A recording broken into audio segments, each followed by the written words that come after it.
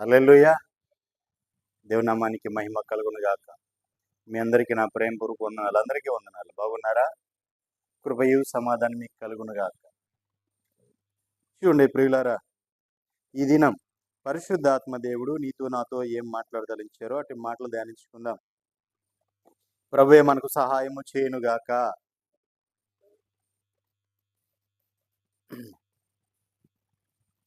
అపోస్తుల కార్యాలు 6వ అధ్యాయము 14వ వచనం మనం ధ్యానించుకుందాం. ఈ నజరేయుడు అయిన యేసు ఈ చోటును పాడు చేసి మోషే మనకిచ్చిన ఆచారములను మార్చునని వీడు చెప్పగా మేము వింటిని అని చెప్పారు. దేవునికి మహిమ కలుగును గాక. హల్లెలూయా. ఇక్కడ మనం చూసినట్లయితే ఈ మాట స్టెఫనును గురించి మాట్లాడారు.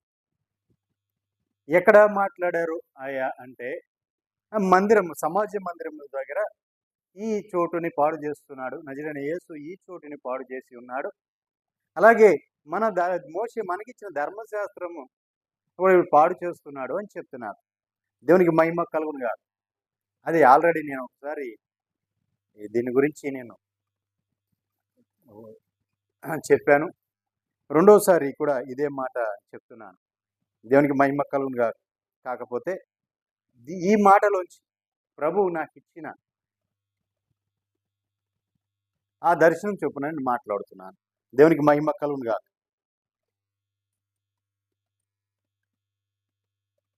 ఈ నజరేయుడైన యేసు ఈ చోటును పాడు చేసి, దేవునికి మహిమ కలుగును కాదు. ఎవరు? నజరేయుడైన యేసు ఈ చోటుని పాడు చేసి, దేవునికి మహిమ కలుగును కాదు. నజరేయుడైన యేసు ఏం చేస్తున్నాడు? ఈ చోటుని పాడు చేశాడు. యేసు ప్రభు వారు ఏం చేశారండి? ఈ చోటుని పాడు చేశాడు. దేవునికి మహిమ కలుగును కాదు. హల్లెలూయా. యేసు ప్రభు వారు ఈ చోటుని పాడు చేశాడు. ఆయన ఎందుకు పాడు చేశాడు? ఎలా పాడు చేశాడు అంటే అసలు దేనిని పాడు చేశాడు? ఏ చోటుని పాడు చేశాడు ఆయన? అక్కడ ఉన్నవారు ఆయన మీద నేరం మోపుతూ ఏమన్నారు? ఈ నజరేయుడైన యేసు ఈ చోటును పాడు చేశాడు. దేవునికి మహిమ కలుగును కాదు. కీర్తనల గ్రంథం 5వ అధ్యాయం 4వ వచనం ధ్యానించుకుందాం.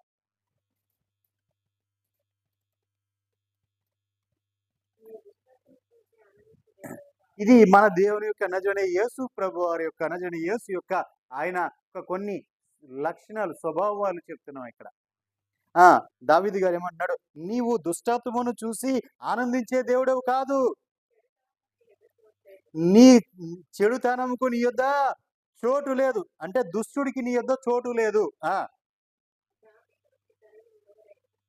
డాంబికులు నీ సన్నిధిని నిలవలేరు. పాపం చేయువారందరూ నీకు అసహ్యులు.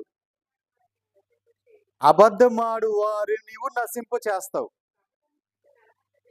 చూడండి, కపటము చూపి నరహత్య జరిగించు వారు దేవునికి అసహ్యులు. దేవునికి మహిమ కలుగు. ఇది ఆయన ఒక స్వభావం. ఎవరి యొక్క స్వభావం? నజరేయుడైన యేసు ప్రభు వారి యొక్క స్వభావం ఇది. దేవునికి మహిమ కలుగును కాదు. ఆయన దుష్టుని, ఆ దుష్టత్వాన్ని చూసి ఆయన ఆనందించడు. ఆ చెడుతనమును చూసి ఆయన దగ్గరికి రానివ్వడు, చోటెవడు. ఈ డంబములు మాట్లాడేవాడిని ఆయన సన్నిధి నుంచి తోసివేస్తాడు. పాపము చేయి వారందరూ కూడా దేవుడికి అసహ్యులు. అబద్ధమాడువారు నశింప చేస్తాడు. కపటము చూపువాడు నరహత్య జరిపించే వాడిని ఆయన అసహించుకుంటాడు. ఇవన్నీ కూడా ఆయనలో ఉన్న స్వభావాలు, దేవునిలో ఉన్న ఆ గుణాలు. ఇవన్నీ కూడా దేవునిలో ఉన్న గుణాలన్నీ ఇవన్నీ కూడా అలాంటి వారిని అందరూ కూడా ఆయన దగ్గరికి రానివాడు. ఆయన అసహించుకుంటాడు వారిని. దేవునికి మహిమ కలుగును గాక. హల్లెలూయా. ఇప్పుడు ఇంకో మాట కూడా ధ్యానించుకుందాం. విలాప వాక్యాలు 3వ అధ్యాయం 9వ వచనం.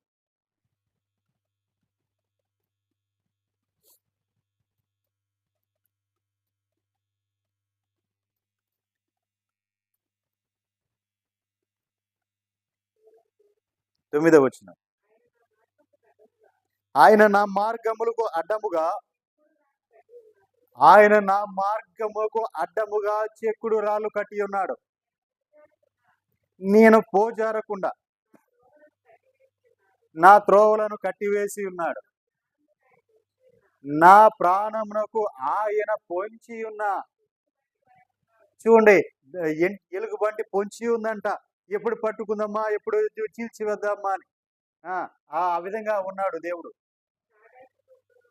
చాటైన చోట్లలో నుండి, చాటైన చోట్లలో అంటే మనకు కనపడకోకుండా సింహం మదిగా ఉంటది.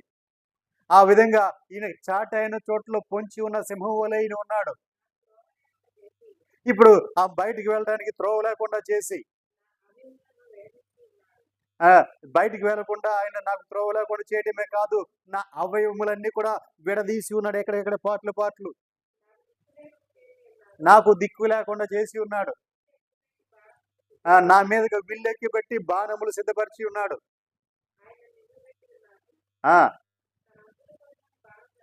తన అంబుల పొదిలోని బాణములన్నీ ఆయన నా అంతరంగములది గుండా దూసుకొని పోజేసి ఉన్నాడు. చాలండి, దేవునికి మహిమ కలుగును కాదు. ఎలా ఉన్నాయండి ఆయన బాణములు, అంబుల పొదిలోంచి తీయబడిన బాణములన్నీ కూడా అంతరంగములోంచి దూసుకుపోజేస్తుంది. దేవునికి మహిమ కలుగును కాదు. ఆయన మార్గములకు అడ్డముగా చెక్కుడు రాళ్లతో కట్టి ఉన్నాడు. మార్గములకు అడ్డంగా చెక్కుడు రాళ్ళతో కట్టి ఉన్నాడు. ఇప్పుడు నేనే ఉన్నా, నన్నే తీసుకోండి. మిమ్మల్ని అంటే బాధపడతారు కదా, మరి మమ్మల్ని అంటారంట. కాబట్టి నన్నే తీసుకున్నా, ఇప్పుడు నేనే ఉన్నా. ఇప్పుడు నేను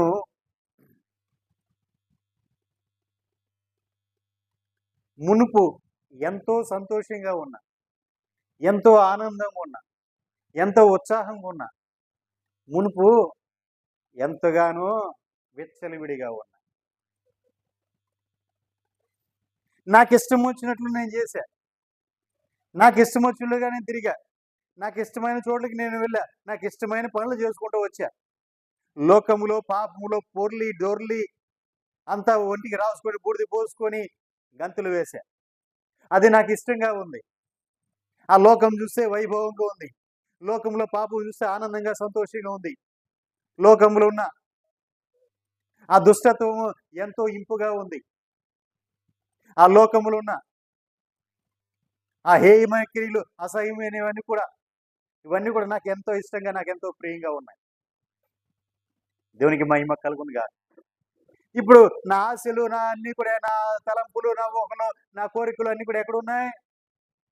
లోకం మీద ఉన్నాయి, లోకంలోనే ఉన్నాయి. ఇప్పుడు నేను అటు వెళ్దామంటే వెళ్ళలేకపోతున్నా. ఎందుకంటే నాకు చెక్కురాళ్ళు అడ్డుగా ఉన్నాయి. అటు వెళ్దామంటే నాకు మార్గం కనపడట్లా, ఎందుకంటే నా మార్గాలు మూసివేయబడి ఉన్నాయి.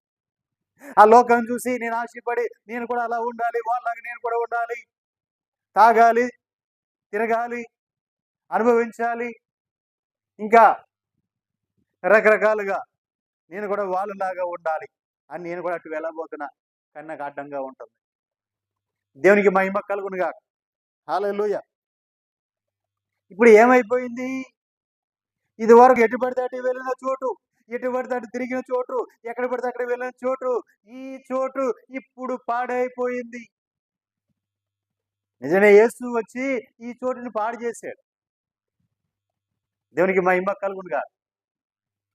ఆయన రాకముందు నాకు ఇష్టం వచ్చినట్టుగా నేను ఉన్నా, విచ్చలవిడితనంగా తిరిగా, విచ్చలవిడిగా ఉన్నా. అంటే నన్ను నేనే అనుకుంటున్నానే, నువ్వు ఫీల్ అయిపోమాక, నిన్నే అంటున్నా. దేవునికి మహిమ కలుగునుగా. నీవు ఇంతకు ముందు ఎలా ఉన్నావు, ఎలా తిరిగావు, ఏ విధంగా ఉన్నావో, లోకంలో పాపములో ఏ విధంగా కలిసిపోయి ఉన్నావో, సొదొమ గొమొర్రాలాగా ఉన్నావా?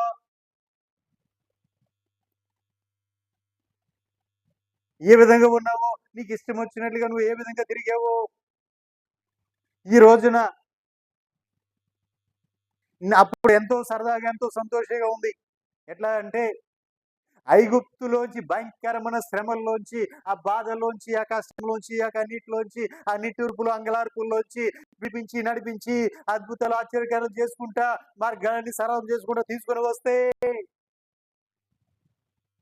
పరలోకం నుంచి దేవదూతలు తినే ఆహారం పెడితే, బండ నుంచి నీళ్ళిస్తే, ఇవన్నీ తాగి తిని మాకు కసరేస్తున్నాయి. మేము ఐగుప్తులో ఏం తినేవాళ్ళం?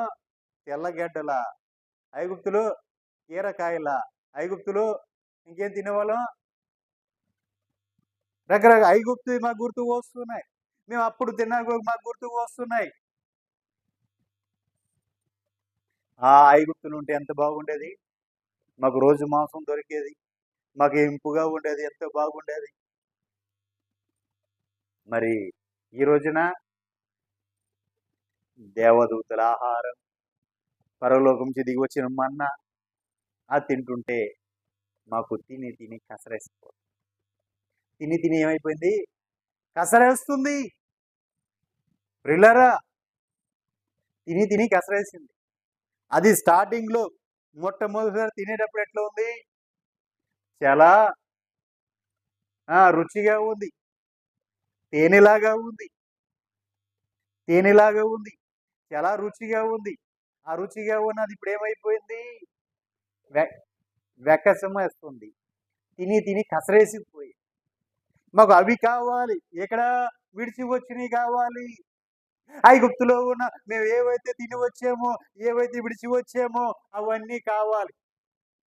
పొద్దున్నుంచి సాయంత్రం వరకు కూడా ఎక్కడ అవకాశం ఇవ్వకోకుండా అడుసు తొక్కేవాడిని అడుసు, ఇటుకలు చేసేవాడిని ఇటుకలకి, బట్టి కట్టేవాడిని బట్టికి, వాటిని కాల్చేవాడిని కాల్చడానికి, పొలంలో పని చేసేవాడిని పని చేయడానికి. ఇలా రకరకాల బాధలు పెట్టి ఎక్కడ కూడా 5 నిమిషాలు కూడా కూర్చొనీకోకుండా ఏమన్నా పని సరిగ్గా చేయకపోతే కొరడా దెబ్బలతో కొట్టి నానా శ్రమలు పెడితే అవన్నీ మర్చిపోయి ఈ తిన్నయి మాత్రమే గుర్తున్నాయి. ఈ శ్రమలో, ఈ బాధల్లో మళ్ళీ ఎప్పుడు అవకాశం అవుతదా? మళ్ళీ అక్కడికి వెళ్ళిపోవాలని చూస్తున్నా. ఎక్కడికి? ఎక్కడి నుంచి విడిచిపెట్టి వచ్చావో అక్కడికి. ఆ లోకం వైపు, పాపం వైపే అంతా ధ్యాస అంతా అక్కడే ఉంది. ఒకప్పుడు నేను సంతోషంగా ఉన్నా, ఒకప్పుడు విచ్చలవిడిగా తిరిగా, ఒకప్పుడు వ్యభిచారిగా ఉన్నా, ఒకప్పుడు తాగుబోతుగా ఉన్నా, ఒకప్పుడు జూదగాడిగా ఉన్నా, ఒకప్పుడు దరిద్రుడిగా ఉన్నా, రోడ్ల మీద పడి దొల్లే. ఇంకా మనసు అటే ఉంది. ఇప్పుడు నజరైన యేసు వచ్చి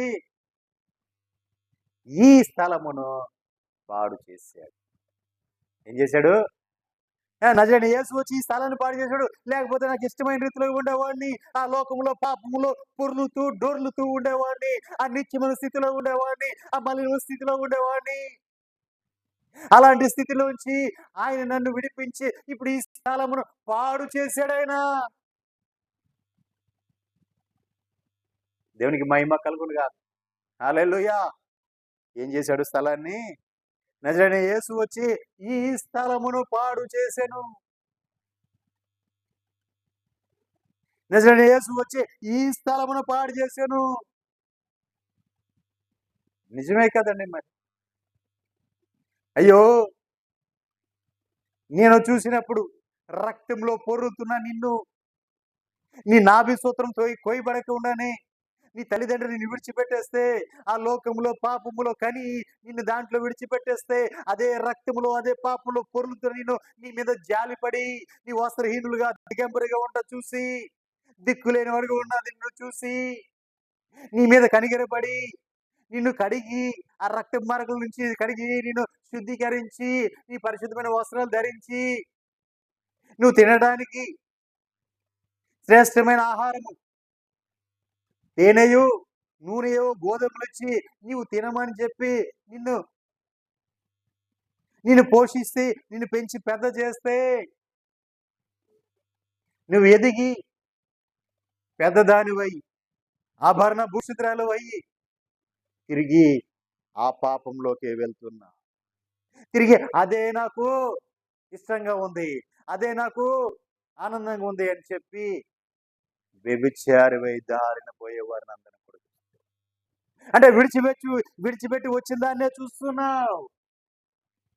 ఏదైతే నువ్వు విడిచిపెట్టావో, దేన్నైతే నువ్వు దూరం చేశాడో ప్రభు, నిన్ను ఎక్కడైతే శుద్ధీకరించాడో, ఎక్కడైతే నిన్ను పరిశుద్ధపరిచాడో, ఏ స్థలంలో నువ్వు నిలవకూడదని, ఏ స్థలంలో ఉండకూడదని, ఏదైతే నువ్వు తినకూడదని, ఏదైతే నువ్వు చేయకూడదని, ఏదైతే నువ్వు ముట్టకూడదని, ఏదైతే నువ్వు తాకకూడదని, ఏ స్థలములో అయితే నిన్ను ఆయన శుద్ధీకరించి ఆ స్థలం నుంచి విడిపించాడో, తిరిగి నీ మనసంతా అక్కడే వెళ్తుంది.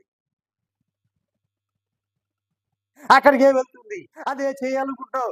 దాని వైపే చూస్తున్నావు. కాబట్టి నిజంగా యేసు ఏం చేశాడు? ఈ స్థలమును పాడు చేశాడు. పాడు చేయకపోతే సంతోషంగాను, హ్యాపీగా ఉండేదానివి, హ్యాపీగా ఉండేవాడివి. లోకములో, పాపములో వారందరూ చూడండి ఎంత విచ్చలవిడిగా ఆడుతున్నారో, పాడుతున్నారో. వారందరూ చూడండి ఎంత సంతోషంగా ఉన్నారో, గంతులు వేస్తున్నారు, తాగుతున్నారు, తిరుగుతున్నారు. ఆ గంతులు వేస్తున్నారు, వ్యభిచారం చేస్తున్నారు, విచ్చలవిడిగా ఉన్నారు. కానీ నేను అటు వెళ్దామా, అది చూసా అటు వెళ్దామా అంటే నాకు అడ్డుగోడగా ఉంటున్నాయి, చిక్కుర్రాళ్ళు అడ్డుగోడ ఉంటున్నాయి. అటు వెళ్దామంటే నా మార్గం మూసిపోతుంది, అటు వెళ్దామంటే మార్గం కనపడట్లా, ఆటంకముగా ఉంటుంది. దేవునికి మహిమ కలుగును గాక. హల్లెలూయా.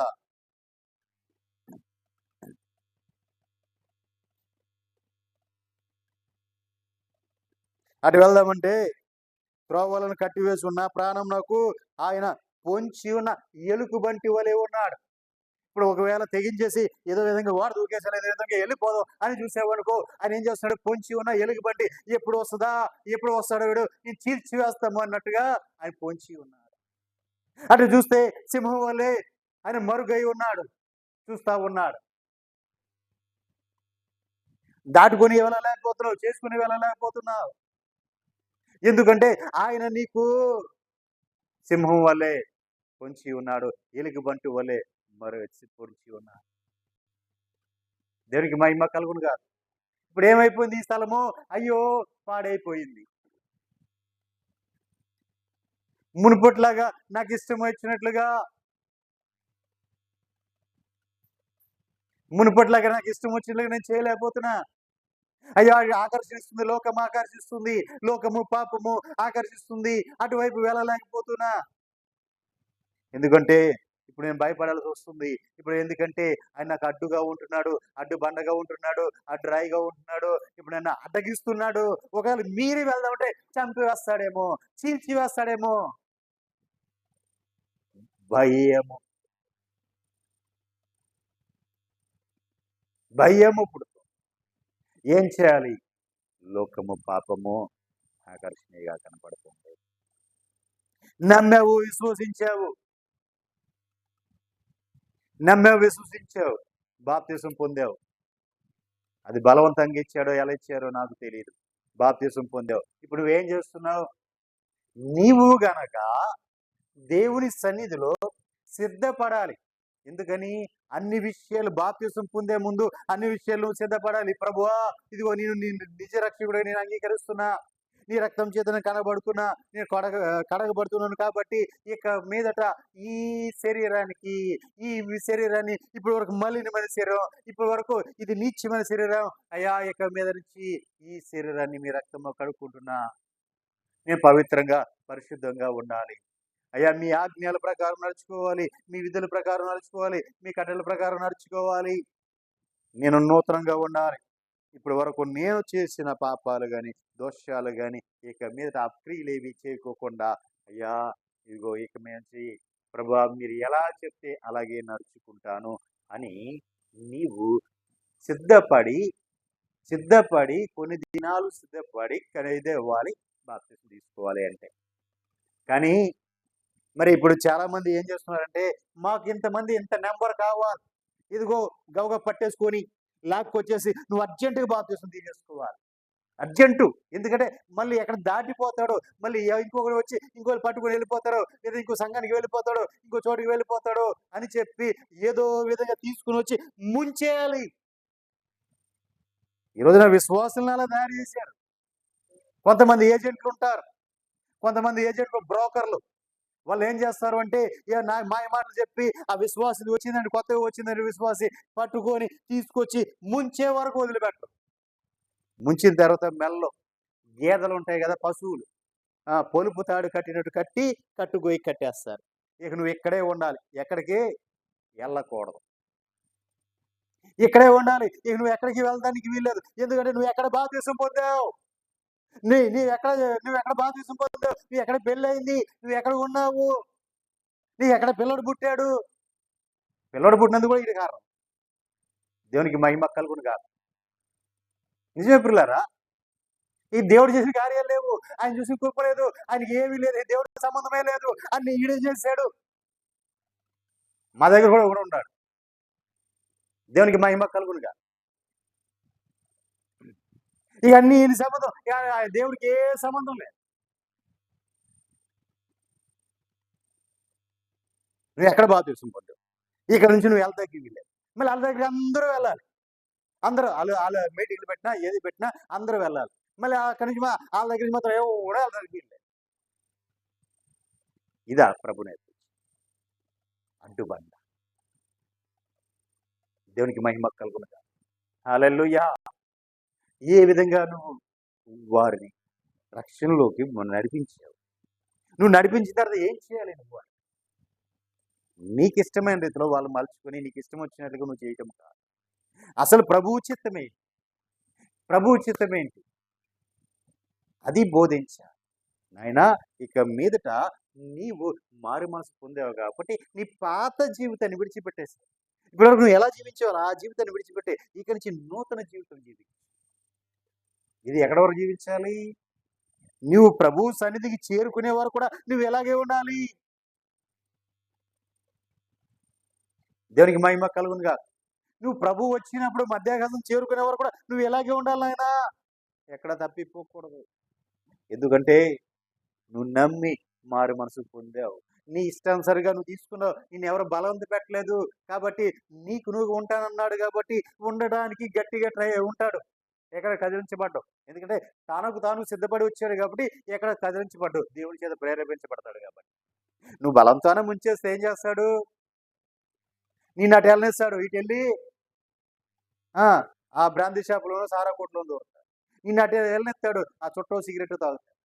నిన్ను అటు వెళ్ళనిస్తాడు. ఆ కొంపల్లో దూరతాడు. దేవునికి మహిమ కలుగును గాక. హల్లెలూయా. లేదు నువ్వు ఉన్నా సరే వెళ్ళినా పర్వాలా. ఎందుకంటే నీకు కావాల్సింది లెక్క. అలా అయిపోయారు సేవకులు చాలా మంది. వాళ్ళకి లెక్క కావాలి. ఎంతమంది. దేవునికి మహిమ కలుగును గాక. ఇంతమంది నా దగ్గర ఇంతమంది ఉన్నారు. లోకము ఆకర్షిస్తూ ఉంటది కదా. లోకం ఆకర్షిస్తూ ఉంటది. ఆకర్షణ అయిపోతారు. మరి అది దగ్గర ఉండే ఏజెంట్లు కూడా వాళ్ళే కదా. అమ్మ మా దగ్గరికి రండి, మా సంఘానికి రండి, మా అయ్యగారితో ప్రార్థన చేయించుకుంటే మీకు అన్ని సమస్యలు అన్నీ తీరిపోతాయి. అన్ని ఆడే స్వస్థపరచుకోలేని రోజుల్లో ఉన్నారు. దేవునికి మహిమ కలుగుతుంది.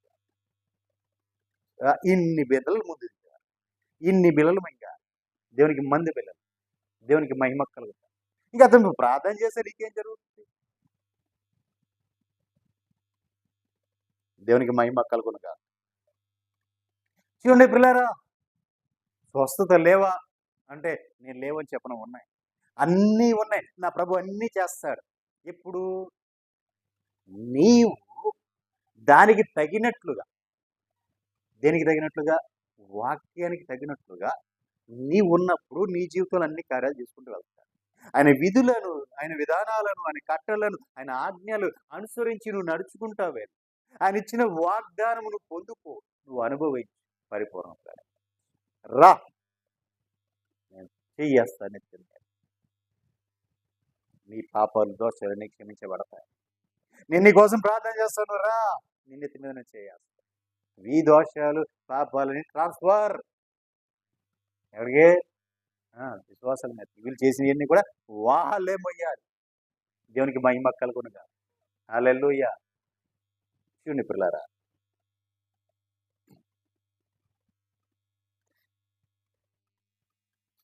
ఇప్పుడు ఆయన నా మార్గమునకు అడ్డముగా చెక్కుడు రాళ్లను కట్టి ఉన్నాడు. నేను పోజాలకుండా త్రోవలను కట్టివేసి ఉన్నాడు. నా ప్రాణమునకు ఆయన పొంచి ఉన్న ఎలుగు బంటి వలె ఉన్నాడు. చాటైన చోటుల నుండు సింహం వలె ఉన్నాడు. నాకు త్రోవ లేకుండా, నాకు త్రోవ లేకుండా నా అవయవములన్నీ కూడా ఆయన విడదీసి ఉన్నాడు. దేవునికి మహిమ కలుగునుగా. తన అంబుల పొదిలోని బాణములను ఆయన నా అంతరింద్రియముల ద్వారా దూసుకుపోజేస్తున్నాడు. ఆయన నా చుట్టూ కంచి వేసి ఉన్నాడు. నేను బయలు వెళ్లకుండా అన్నట్లు బరువైన సంఖ్యలు నాకు వేసి ఉన్నాడు. దేవునికి మహిమ కలుగునుగా. హల్లెలూయా. చూడండి ప్రియులారా, మరి ఇవన్నీ దాటి నువ్వు ఎక్కడ వెళ్ళగలవు? అన్ని దాటి వెళ్తే హ్యాపీ, సంతోషంగా ఉండవచ్చు. ఇప్పుడు ఇవన్నీ నీకు అడ్డంగా ఉండిపోయినాయి. అందుకని ఈ నజరేయుడైన యేసు ఈ చోటుని పాడు చేశాడు. దేవునికి మహిమ కలుగునుగా. అంతేకాదు ప్రియులారా, ఒక రోజున యేసు ప్రభు వారు ఒక ప్రాంతానికి వెళ్ళారు. ఒక ప్రాంతానికి వెళ్ళినప్పుడు ఆయన శిష్యులు వెళ్ళంగానే ఆ సముద్రపు ఒడ్డునే ఉన్నాడు ఆయన. ఇంకా ఊరిలోనికి వెళ్ళాల. ఆ నావ దిగాడు. ఆ ధోని ఎప్పుడైతే దిగాడో దిగంగానే ఆయనకి ఎదురుగుండా ఒక సంభవం కనపడింది. ఒకడు బట్టలు లేకుండా పరుగు పెడతా ఉన్నాడు, సంఖ్యలతో బంధించబడి. సంఖ్యలతో బట్టలు లేకుండా పరుగు పెడుతున్నాడు. వాడిని చూడగానే ఈయనకి జాలి కలిగింది, కనికరం కలిగింది. వాడిని చూడగానే ఏమైంది? కనికరము కలిగింది. కనికరము కలిగింది అంటే ఆ కనికరము కలగంగానే వాడి నుంచి ఉన్నవే మాట్లాడుతున్నాయి. వాడున్న గొప్ప సేన అంట. గొప్ప సేన అంటే ఒకటి కాదు, రెండు కాదు, అనేకమైన దయ్యములు వాడిని బట్టి ఉన్నాయి. వాడి నివాసం ఎక్కడంటే సమాధుల్లో. వాడు ఎప్పటికప్పుడే అవి ఏం చేస్తాయంటే వాడిని పట్టుకొని తీసుకుని వెళ్ళి సమాధుల్లో వాడి నివాసం ఏర్పరచుకున్నాయి. వాడిని గాయపరుచుకుంటూ ఉండేవాడు. వీడు ఇలా అయిపోతున్నాడని చెప్పి ఇవన్నీ ఎంత సంఖ్యలతో బంధించినా అవన్నీ తెంచి వేసుకుంటూ ఉండేవాడు. బట్టలు లేకుండా తిరుగుతూ సమాధిలో తిరుగుతూ ఉండేవాడిని వాడి మీద చూసి ఈయన కనికరపడి ఈయన గద్దించాడు. అప్పుడు దయ్యములు ఏమొచ్చి అంటున్నాయి, అయ్యా మమ్మల్ని నశింప చేయొద్దు అంటే ఈయన ఎక్కడ అగాధంలో తోసివేస్తాడని, వద్దయ్యా మమ్మల్ని నశింప చేయొద్దు. ఆ పందుల గుంపులోకి మేము వెళ్ళిపోతాం అయ్యే చెప్పిన సరిపోండి అన్నాడు. అంతే, అవన్నీ కూడా పందుల గుంపులోకి వెళ్ళినాయి. అవన్నీ కూడా వెళ్ళి ఆ నదిలో పడి చచ్చిపోయారు. ఇప్పుడు వీడు ఎలా ఉన్నాడు? వస్త్రము కట్టుకున్నాడు, శ్రద్ధగా ఉన్నాడు, ప్రభు పాదాల దగ్గర కూర్చుని ఉన్నాడు. అంతకుముందు ఎలా ఉండేవాడు? దిబ్బగంబరిగా ఉండేవాడు, వస్త్రహీనుడుగా ఉన్నాడు. అంతేకాదు ఈ ఒళ్ళంతా గాయములతో ఉన్నాడు. అంతేకాదు సంఖ్యలతో బంధించబడి ఎక్కడ ఉండేవాడు? సమాధులలో ఉండేవాడు. సమాధుల్లో ఉండేవాడిని తీసుకుని వచ్చి ఆయన ఆ ఊరిలో కూడా వెళ్ళాల. అక్కడే ఆ సముద్రం ఆ ఒడ్డుని అని స్వస్థపరిస్తే అది చూడడానికి వచ్చిన ఆ ప్రజలు అంటారు కదా, అయ్యా మీ పాదాలు పట్టుకుని దండం పెడతామయ్యా, ఈ చోటు వదిలిపెట్టి మీరు వెళ్ళిపోండి, ఈ చోటు వదిలిపెట్టి మీరు వెళ్ళిపోండి. ఎందుకని? ఆ చోటు ఆయన వస్తే పాడు చేస్తారు. ఆ చోటు ఆయన వస్తే పాడైపోతుంది. అందుకే ఈ చోట్ల మీరు ఉండొద్దు, ఈ చోటు విడిచిపెట్టి మీరు వెళ్ళిపోండి అని అక్కడి నుంచి అక్కడే ఆ లోపలికి కూడా వెళ్ళంగా ఇక్కడ ఆ ధోని దిగిన ఆ ఓరని సముద్రపు ఒడ్డునే నుంచున్న ఆయన్ని అలాగే ధోని ఎక్కించి వెళ్ళిపోయేటట్టు చేశారు. ఎందుకని? ఆ చోటు ఆయన వెళ్తే పాడైపోతుంది. దేవునికి మహిమ కలుగును గాక. హల్లెలూయా. నిజమే ప్రియులారా, ఆ చోటు ఆయన వెళ్తే పాడైపోతుంది. ఈ చోటు నిజమే యేసు పాడు చేసి ఉన్నాడు. ఈ చోటుని నిజమే యేసు పాడు చేసి ఉన్నారు. దేవునికి మహిమ కలుగును గాక. ఎందుకంటే ఆయనే అడ్డురాయి, అడ్డుబండ. ఎవరికి?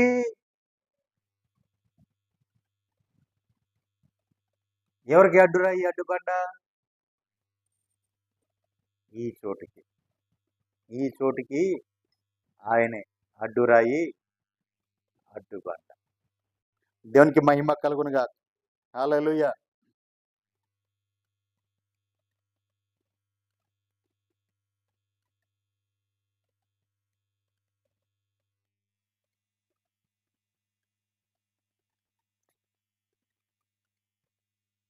ఇంకొక అతను పాపం చేయాలనుకున్నాడు. ఇంకొక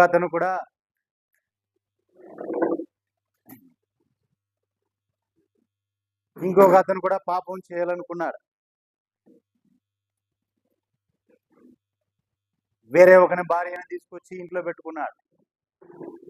అయితే అతని భార్య అని తెలియదు, ఆమెకి పెళ్ళైందని తెలియదు. ఈ భార్యాభర్తలు ఇద్దరు కలిసి ఏమన్నారంటే, మనం ఆ ప్రాంతానికి వెళ్తున్నాం, కరువు వచ్చింది, వీరు ఉన్న ప్రాంతంలో కరువు వచ్చింది. అయితే వీరు వేరే ప్రాంతానికి వెళ్ళారు. ఆ గెరార్ అనే ప్రాంతానికి వెళ్ళినప్పుడు ఆ ప్రాంతం పరిపాలిస్తున్న ఆ రాజు ఏం చేశాడంటే, అబీమెలెకు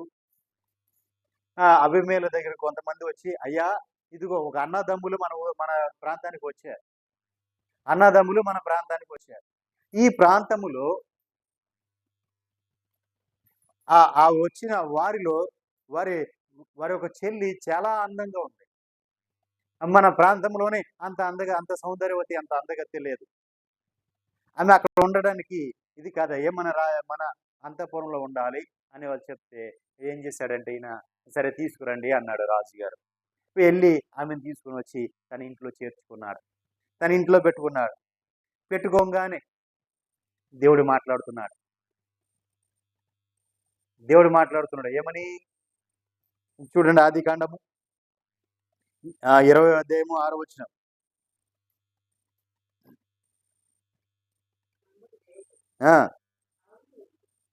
అందు దేవుడు చెప్తున్నాడు, అవును, యథార్థ హృదయముతో నీవు దీన్ని చేసితివని నేను ఎరుగుదును,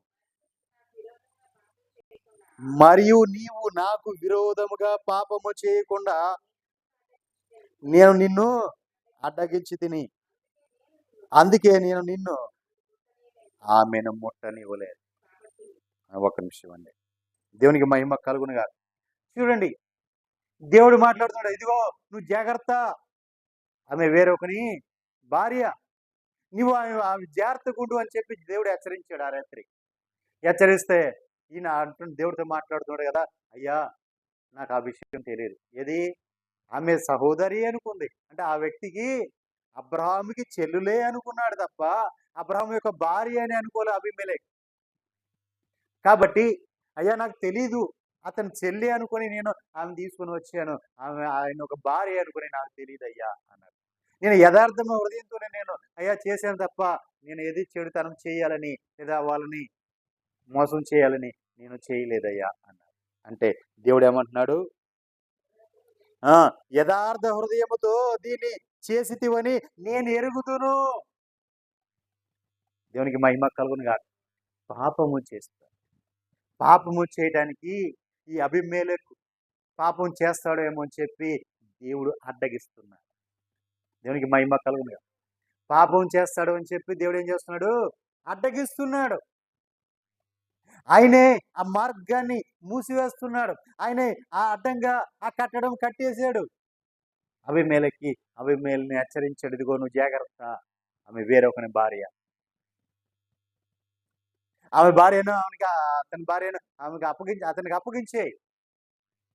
అతడు ప్రవక్త, అతడు నీ కోసం ప్రార్థన చేస్తాడు. దేవునికి మహిమ కలుగునుగా. హల్లెలూయా. ఒకసారి చదవండి ఆ మాట. కాబట్టి ఆ మనుషుని భార్యను తిరిగి అతనికి అప్పగించుము, అతడు ప్రవక్త, అతడు నీ కొరకు ప్రార్థన చేయును, నీవు బ్రతుకుదు. నీవు ఆమెని అతనికి అప్పగించిన ఎడల నీవును నీ వారందరూ నిశ్చయముగా సచ్చెదరని తెలుసుకోనమని కలలో అతని దేవుడు మాట్లాడి అబీమెలెకుతో చెప్పాడు. చూడండి పిల్లారా, అతని భార్యను తెచ్చుకున్నాడు. అయితే ఈయనకు తెలియదు, ఈయన యథార్థంగా చేశాడు. ఏమని? ఆమె సౌందర్యవతి, అందంగా ఉంది, రూపవతి. ఎవరు? మన తల్లి అయిన శారమ్మ. అయితే వీళ్ళు చేసిన తప్పిదం ఏంటంటే, అబ్రహాం అన్నాడు, వీళ్ళందరూ కలిసి నిన్ను బట్టి నన్ను చంపివేస్తారేమో, అంటే నువ్వు ఇంత అందంగా ఉన్నావు కదా, నిన్ను వాళ్ళు తీసుకోవడం కోసం, వాళ్ళు నిన్ను చేర్చుకోవడం కోసం నన్ను చంపివేస్తారేమో, కాబట్టి మనం ఇక్కడ ఉన్నంత కాలము కూడా నేను నీకు అన్ననని చెప్పు, నువ్వు నాకు చెల్లెలు అని చెప్పు అన్నాడు. సరే ఆవిడ కూడా సరే అంది. ఇలాగే చెప్పుకుంటూ వస్తున్నారు. చెప్పుకుంటూ వస్తుంటే మరి చెల్లెలే కదా అని చెప్పి రాజుగారు ఏం చేశాడు, తీసుకొచ్చి ఇంట్లో పెట్టుకున్నాడు. ఇంట్లో పెట్టుకోగానే దేవుడు మాట్లాడుతున్నాడు ఏమని, జాగ్రత్త, ఆమె వేరొకని భార్య, నువ్వు ముట్టకూడదు అన్నాడు. అంటే ముట్టకూడదు అంటే ఈయన మాట్లాడుతున్నాడు, అయ్యా నాకు ఆ విషయం తెలియదు, నేను యథార్థంగానే చేశాను, నేను దీంట్లో ఏ కుట్ర ఏ మోసము నేను చేయలేదయ్యా, నేను యథార్థంగానే ఉన్నా. ఎందుకంటే తన ఒక చెల్లెలు అని చెప్పారు కాబట్టి తన చెల్లె కదా అని చెప్పి నేను పెళ్లి చేసుకోవాలి, నా భార్యను చేసుకోవాలనుకొని నేను తీసుకొచ్చుకున్నాను అన్నాడు.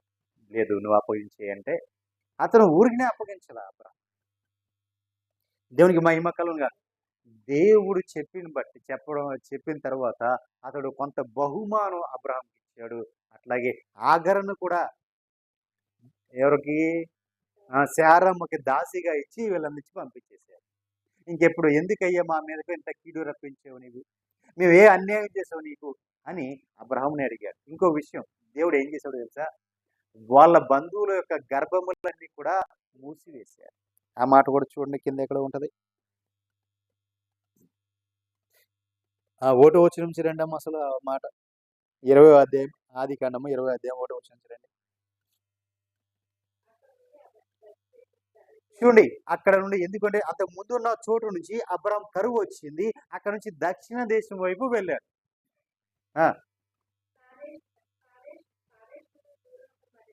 చూడండి ఆ ప్రదేశం ఎక్కడంటే అటేపు కాదేశ్, ఇటేపు సూరు, ఈ మధ్య ప్రదేశమైన ఆ గెరారు అనే ప్రాంతంలో నివసించడం మొదలుపెట్టాడు. అప్పుడు అబ్రహాము తన భార్య అయిన శారాను గురించి, ఈమె నా చెల్లెలు అని చెప్పాను కనుక గెరారు రాజు అయిన అబీమెలెకు శారాను పిలిపించుకున్నాడు, తన ఇంట్లోకి చేర్చుకున్నాడు. చూడండి ఎప్పుడైతే తన ఇంట్లోకి చేర్చుకున్నాడో అప్పుడు రాత్రి వేళ దేవుడు దర్శనం ఇచ్చాడు అబీమెలెకుకి. కలలో దేవుడు అబీమెలెకు దగ్గరికి వచ్చి, నీవు నీ ఇంట చేర్చుకున్న ఒక స్త్రీ ఒక పురుషునికి భార్య కనుక ఆమె నిమిత్తము నువ్వు చచ్చినవాడు సుమి అన్నాడు. ఒక్క నిమిషం అండి, అంటే ఆమె నిమిత్తము నువ్వు చచ్చినవాడివి. చచ్చినవాడు ఏమైనా చేయగలడండి?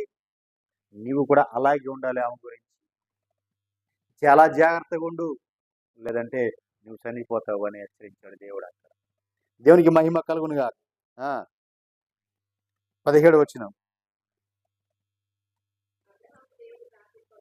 అబ్రహాము దేవుని ప్రార్థింపగా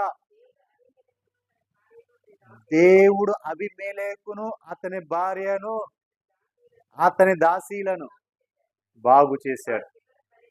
వారి పిల్ల అప్పుడు గర్భాలు కూడా మూసేశాడు దేవుడు. భయంకరమైన శ్రమ పెట్టాడు. ఎవరిని? అబీమెలెకు ఒక కుటుంబాన్ని, అబీమెలెకుని.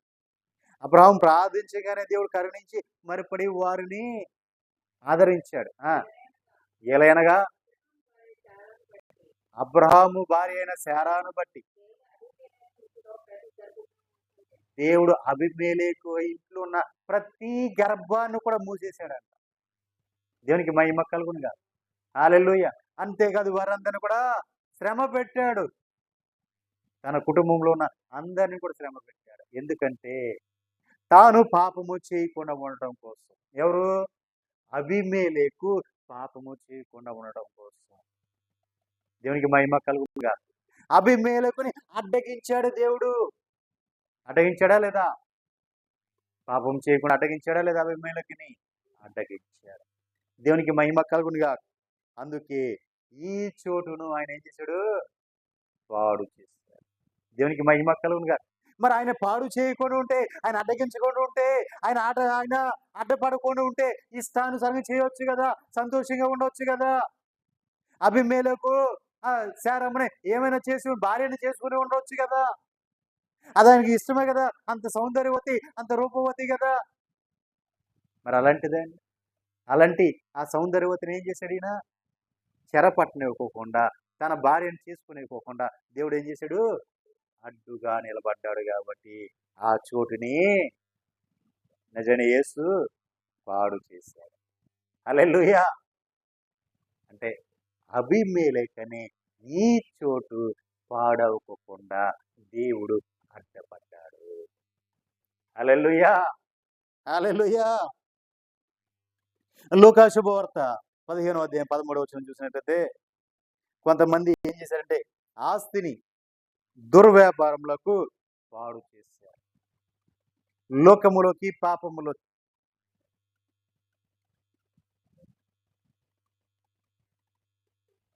లూకా శుభవార్త 15వ అధ్యాయం 13వ వచనం.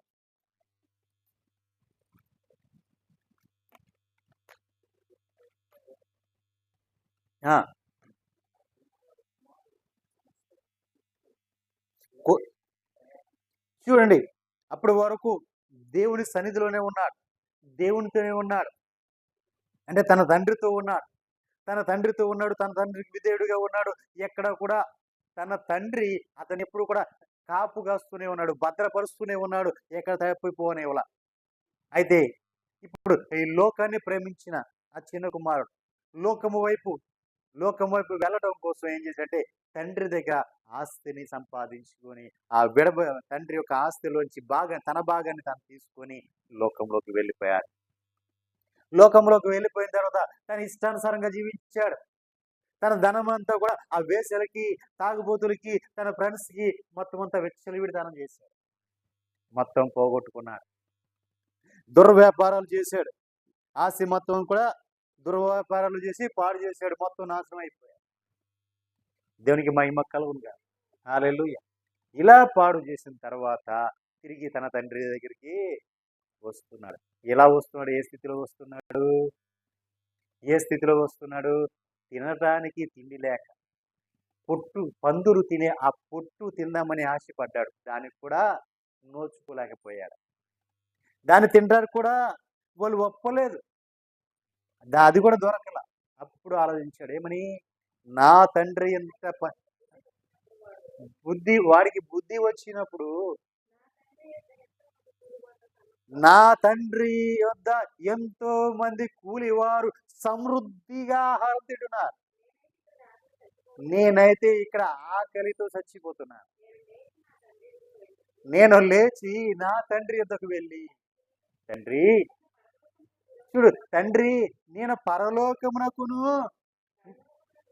పరలోకమునకు విరోధముగా నీ ఎదుట నేను పాపం చేశాడు. ఇక మీదట నీ కుమారుడని అనిపించుకొనుటకు నేను యోగ్యుడను కాను. నన్ను నీ కూలివానిలో ఒకరినిగా పెట్టుకొనమని అతనితో చెప్పుదును అనుకొని లేచి తండ్రి యొద్దకు వచ్చాను. వాడు ఇంకనూ దూరంగా ఉన్నప్పుడే తండ్రి వాడిని చూసి కనికరపడి పరిగెత్తి వాడి మెడ మీద పడి ముద్దు పెట్టుకొనేను. అప్పుడు ఆ కుమారుడు అతనితో, తండ్రి, నేను పరలోకముకు విరోధంగాను నీ ఎదుట పాపం చేసి తిని ఇక మీదట నీ కుమారుడనని అనిపించుకున్నటకు యోగ్యులను కానని అనెను. అయితే తండ్రి తన దాసుని చూసి ప్రశిష్ట వస్త్రము త్వరగా తెచ్చి కట్టి నీ చేతికి ఉంగరం పెట్టి పాదములకు చెప్పులు తొడిగించుడి, ఆ కొవ్విన ప్రసవం తెచ్చి వధించుడి, విందు చేయండి, మనం తిని సంతోషిద్దాం. ఈయన కుమారుడు చనిపోయి మరలా బ్రతికేను, తప్పిపోయి దొరికని చెప్పాడు. దేవునికి మహిమ కలుగును. ఇది మనకు బాగా తెలిసిన కథ. కానీ ప్రియులారా, నీవు లోకములోకి వెళ్ళిపోయావు, పాపంలోకి వెళ్ళిపోయావు. లోకంలోకి పాపంలోకి వెళ్ళిపోయావు. ఈ లోకము పాపము నిన్ను ఆకర్షిస్తుంది. అది నీకు ఎంతగానో ఆకర్షణీయంగా ఉంది కాబట్టి దాని వైపు వెళ్తుంటే ఈయన అడ్డుపడతా ఉన్నాడు. అయ్యా, నువ్వు అక్కడికి వెళ్ళొద్దు, చెడిపోతావు. నువ్వు నా కుమారుడివి, నువ్వు నా కుమార్తెవి. ఆ లోకంలోకి పాపంలోకి వెళ్తే నాకు దూరం అయిపోతావు. నిన్ను భద్రపరచలేను, నువ్వు నాకు దూరం అయిపోతావు కాబట్టి నువ్వు వెళ్ళొద్దు అని అడ్డుపడుతున్నా సరే ఆటంకములన్నీ కూడా తెంచుకొని వెళ్ళిపోయాడు. తెంచుకొని వెళ్ళిపోయి ఇష్టానుసారంగా తిరిగి తప్పిపోయాడు. దేవునికి దూరం అయిపోయాడు.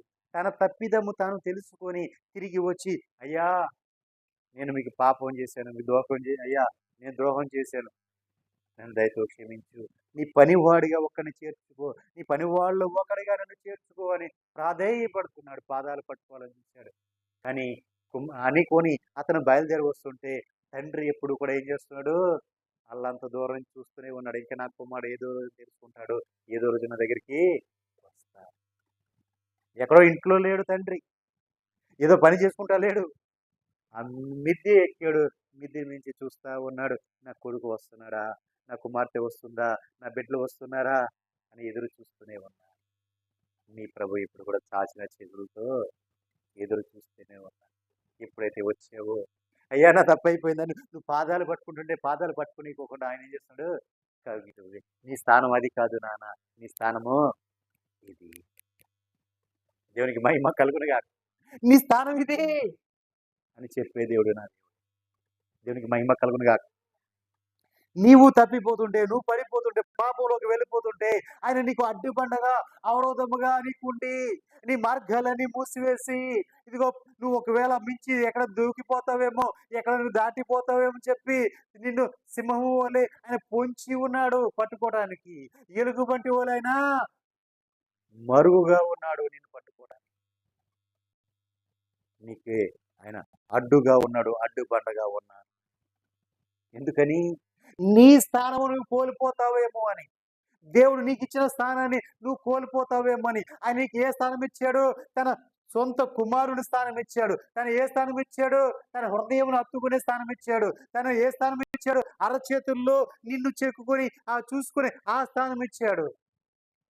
అంతేకాదు, నీవు ఏ స్థానంలో ఉండాలని ఆయన కోరుకున్నాడు. ఆయన ప్రక్కనే ఉండాలని కోరుకున్నాడు. ఆయన సింహాసనం మీదే ఉండాలని కోరుకున్నాడు. ఆయన కలిగినవన్నీ కూడా నీకు ఇవ్వాలని కోరుకున్నాడు. మరి అలాంటిది నువ్వు ఆ లోకంలోకి, పాపంలోకి వెళ్ళిపోతుంటే, ఇంకా వాటి వైపు వెళ్తుంటే ఆయన అడ్డుగాను అడ్డుబండకుండా ఆయనే అడ్డుపడుతూ ఉన్నాడు. కాబట్టి ఇప్పుడు నీకు ఎలా కనపడుతున్నాడు ఆయన?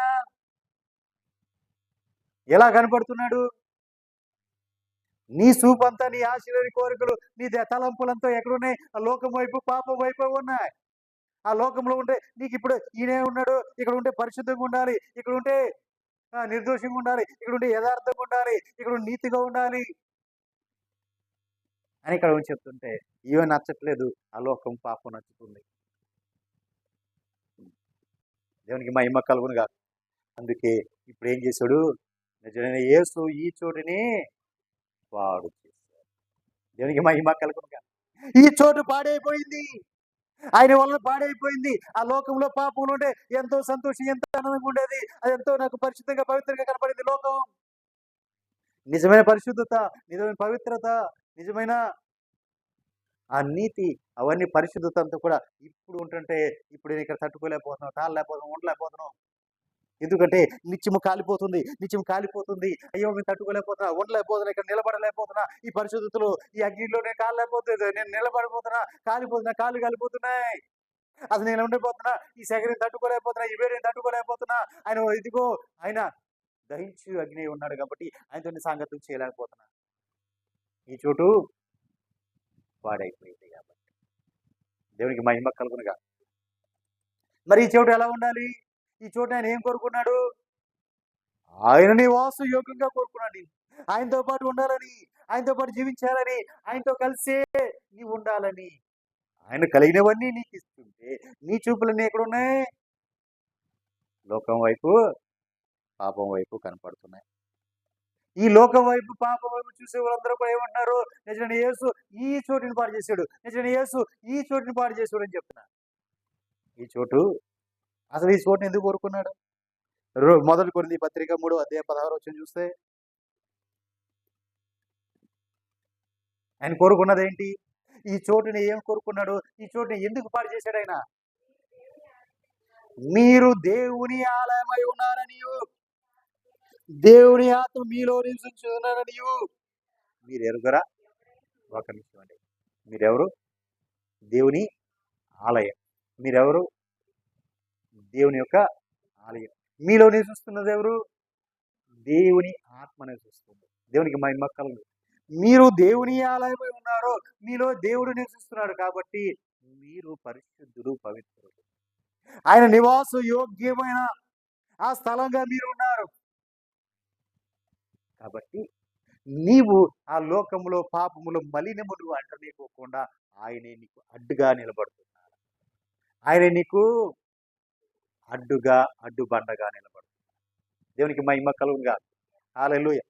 కాబట్టి ప్రియులారా, ఇప్పుడు చూసేవారికి నీ తలంపులు, నీ ఆలోచనలన్నీ అక్కడ ఉన్నాయి. ఎన్ని మేలులు, ఎన్ని అద్భుతాలు, ఎన్ని కార్యాలు జరిగినా వారిని అన్ని అద్భుతాలు చేయించి దేవుడు వారితో పాటు ఉండి నడిపించి కూడా తీసుకుని వెళ్ళిన ఆ ఐగుప్తు నుంచి వస్తున్న ఆ ఇశ్రాయేలీయుల చూపంతా ఎక్కడుంది?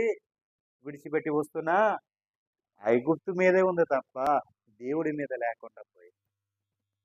దేవునికి మహిమ కలుగునుగా. హల్లెలూయా. అయినను ఆయన ఎలా ఉన్నాడు? అడ్డుబండగానే ఉన్నాడు. ఎందుకంటే నీవు విడిచి వచ్చిన దానిని తిరిగి నువ్వు చేరకుండానట్లుగా. దేవునికి మహిమ కలుగా. కుక్క తన వాంతికి తిరిగినట్లుగా నీవు తిరగకూడదని ఆయన నిన్ను అడ్డగిస్తూనే ఉన్నాడు. దేవునికి మహిమ కలుగా. కాబట్టి నజరైన యేసు ఈ చోటుని పాడు చేశాడు. ఈ చోటుని పాడు చేశాడు. అంటే ప్రియులారా, ఈ చోటును పాడు చేశాడు అంటే నిన్ను పరిశుద్ధపరిచాడు, పవిత్రపరిచాడు, నిన్ను నూతన సృష్టిగా మార్చాడు. అంతేకాదు ఆయన నివసించే మందిరముగా నిన్ను మార్చుకున్నాడు. అంటే నీలో ఆయన నివసిస్తున్నాడు. నీలో ఆయన ఆత్మ ఉంది. దేవునికి మహిమ కలుగునుగా. హల్లెలూయా. కాబట్టి ఆయన ఈ చోటుని ఏం చేశాడు? పాడు. ఈ చోటుని పాడు చేశాడండి. ఒకప్పుడు లోకములో పాపములో మిలితిమైపోయి కలిసిపోయి దాంట్లో తిరుగుతున్నా, ఆ భయంకరమైన దుష్టత్వములు దుర్మార్గతలోకి తిరుగుతున్నా, ఆ పాపములో పెనవేయబడి ఉన్న నిన్ను పరిశుద్ధపరిచి పవిత్రపరిచి ఆయన యొక్క నీతి, ఆయన యొక్క పరిశుద్ధతను నీకు ఇచ్చాడు కాబట్టి, ఆయన సంపూర్ణతలో నిన్ను సంపూర్ణం చేయాలని చూస్తున్నాడు కాబట్టి ఇప్పుడు ఆయన నువ్వు ఎలా ఉన్నావు? ఆయన పోలికలో కనపడుతున్నావు, ఆయన రూపంలో కనపడుతున్నావు, ఆయనలాగా కనపడుతున్నావు, ఆయనలాగా మాట్లాడుతున్నావు, ఆయనలా జీవిస్తున్నావు, ఆయనలాగా పరిశుద్ధంగా పవిత్రంగా ఉంటున్నావు. ఆయన పరిపూర్ణలోకి నీవు కూడా పరిపూర్ణతలోకి వెళ్తున్నావు. ఆయన సంపూర్ణలోకి నీవు కూడా సంపూర్ణలోకి వెళ్తున్నావు కాబట్టి టోటల్గా ఆయనలాగా మారిపోయావు కాబట్టి ఇప్పుడు ఏమన్నారు? నిజమైన యేసు ఈ చోటుని పాడు చేశాడు. దేవునికి మహిమ కలుగునుగా. హల్లెలూయా. ఆ చోటు ఏమైపోయింది? పాడైపోయింది. ఇది ఎవరు చెప్తున్నారు? అక్కడ ఉన్నవారు ఎవరైతే ఉన్నారో వారు చెప్తున్నారు. ఏమని? ముందుగా నిజమైన యేసు ఈ చోటును పాడు చేశాడు, ఇప్పుడు వచ్చి వీడికి అదే మాటలు చెప్పి పాడు చేయాలని చూస్తున్నాడు, అవే మాటలు చెప్తున్నాడు అని స్టెఫెనుని చంపివేశారు. దేవునికి మహిమ కలుగునుగా. హల్లెలూయా. నిజమైన యేసు వచ్చి నిజంగానే ఆ చోటుని పాడు చేశారు. దేవునికి మహిమ కలుగునుగా. హల్లెలూయా. నీవు ముందుగా జీవించిన ఆ జీవితమును ఆయన శుద్ధీకరించి పరిశుద్ధపరిచి ఆయన రక్తము ద్వారా నిన్ను కడిగి నిన్ను పవిత్రపరిచి ఆయన పరిశుద్ధత, ఆయన యొక్క నీతిని నీకు ఇచ్చి నీకు నీతివంతుడిగా పరిశుద్ధుడిగా నిన్ను నిలబెట్టాడు. కాబట్టి ఇప్పుడు చూసే వాళ్ళందరూ కూడా ఏమంటున్నారు? ఈ చోటుని చూసిన వారందరూ కూడా ఏమంటున్నారు? అరే, ఈ చోటు నడిచిన యేసు పాడు చేశాడు. హల్లెలూయా. అంటే ఆయనలో ఆయన పోలికగా మార్చేసుకుని ఆయన యొక్క ఆలయంగా నిన్ను చేసుకుని నీలో నివసిస్తున్నాడు కాబట్టి ఇప్పుడు లోకములో పాపంలో ఉన్న వాళ్ళందరూ కూడా ఇప్పుడు నిన్ను చూసేమంటున్నారు? వీడు పాడైపోయాడు, వీడిని నిజమైన యేసు పాడు చేశాడు చెప్తున్నారు. ఎందుకంటే వారు లోకముతో పెనవేయబడ్డారు, అపవాదితో వాళ్ళు మమేకమైపోయి ఉన్నారు కాబట్టి ఇప్పుడు వారి చూపులకి, చీకటికి, అంధకారానికి వారు అలవాటు పడిపోయారు కాబట్టి ఇప్పుడు ఆ వెలుగుని చూసినప్పుడు, ఆ తేజవంతమైన ఆ వెలుగును, ఆ మహిమను చూసినప్పుడు వారికి ఎలా కనిపిస్తుంది? చూడలేక చీకట్లో చూసి వెలుగు చూడాలంటే చూడగలమా?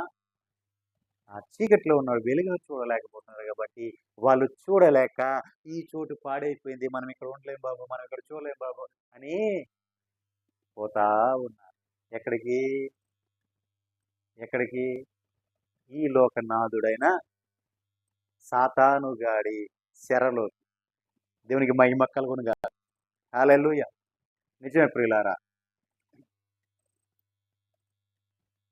ఆయన రాకముందు అందరూ చెడిపోయారు. అందరూ తప్పిపోయారు. ఒకప్పుడు నోవాహు కాలములో సర్వ శరీరులు తప్పిపోయారు. వారి గురించి అందరినీ నాశనము చేసిన దేవుడు. నోవాహుని కుటుంబాన్ని మాత్రం రక్షించిన దేవుడు ప్రభువైన యేసుక్రీస్తు వారి ద్వారా సర్వ మానవాళి యొక్క పాపములను పరిహరించి అందరినీ కూడా ఆయన పరిశుద్ధపరిచి పవిత్రపరిచేశాడు. ఆయన్ని అంగీకరించని, ఆయన ఇందు విశ్వాసం ఉంచని కొంతమంది ఏం చేస్తున్నారంటే ఇంకా అపవాది యొక్క ఏజెంట్లుగా ఉన్నవారు, వారి అపవాది చెరలో ఉన్నవారు, వారందరూ కూడా లోకంలో పాపంలో కలిసిపోయిన వారందరూ కూడా ఈ వెలుగును చూడలేకపోతున్నారు, ఈ మహిమను చూడలేకపోతున్నారు, ఇప్పుడు యేసు ప్రభువుని చూడలేకపోతున్నారు. కాబట్టి ఇప్పుడు వారు ఏమంటున్నారు?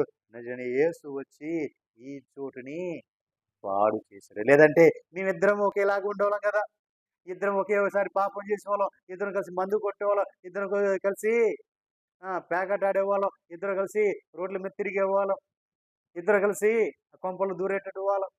కానీ ఈ రోజున ఆ చోటుని నిజంగా యేసు పాడు చేశాడు. మా దగ్గరికి వాడు రాలేకపోలేదు, మేము అక్కడికి వెళ్ళలేకపోతున్నాము, వాడు మా దగ్గరికి రావట్లేదు. వాడు రావాలనుకున్నా రాలేకపోతున్నాడు. ఎందుకంటే ఆయనే అడ్డుబండగా. దేవునికి మహిమ కలుగునుగా. హల్లెలూయా. ఎవడైనాను దేవుని ఆలయమును పాడు చేయవలనని, దేవుని ఆలయం పాడు చేసిన ఎడల దేవుడు వానిని పాడు చేస్తాడు. దేవునికి మహిమ కలుగునుగా. దేవుని ఆలయము పరిశుద్ధమై ఉన్నది, మీరు ఆ ఆలయమై ఉన్నారు. హల్లెలూయా.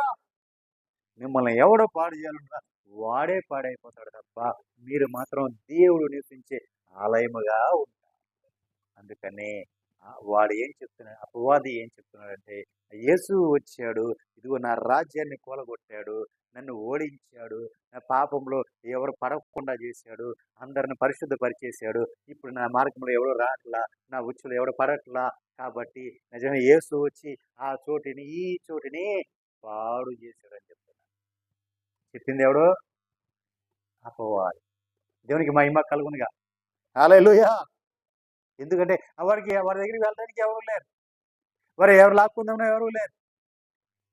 నీవు పరిశుద్ధంగాను పవిత్రంగాను నిస్వార్థమైన భక్తి చేస్తూ దేవునితో సాంగత్యము చేస్తే వాడు నీ ముందు నిలవలేదు.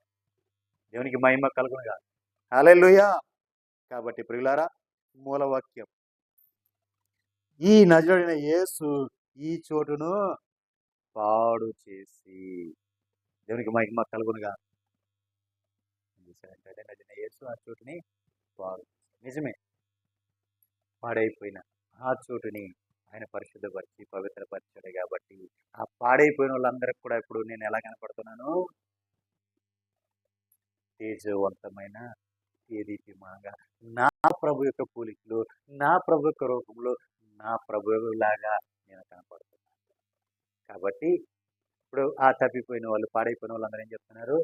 ఆ నజరేయుడైన యేసు ఎప్పుడైతే వచ్చాడో, వీడిని ఎప్పుడైతే రక్షించాడో, వీడు మారిపోయాడు. ఆ సాక్ష్యము నీవు పొందుకోవాలి. దేవునికి మహిమ కలుగునుగా. హల్లెలూయా. అతి కృప పరిశుద్ధాత్మ దేవుడు మనకు అనుగ్రహించును గాక. మరి ప్రియులారా, ప్రార్థన చేసుకుందాం.